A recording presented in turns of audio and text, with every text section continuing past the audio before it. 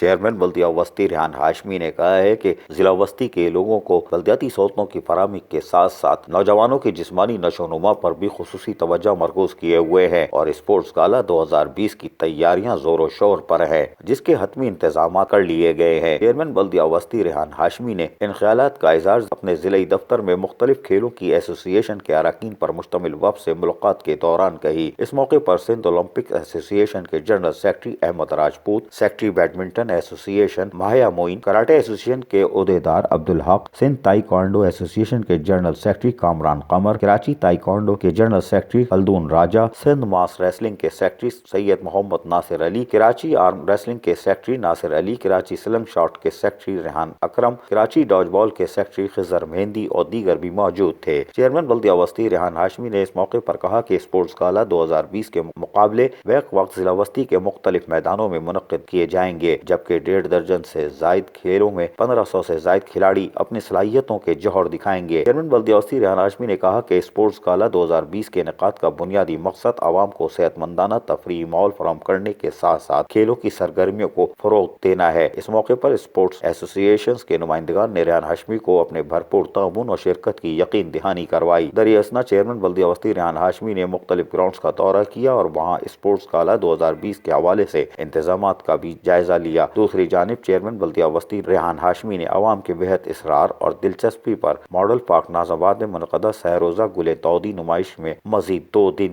کا بھی اضافہ کر دیا ہے۔ عزیز عارف KBS بلدیاتی نیوز کراچی۔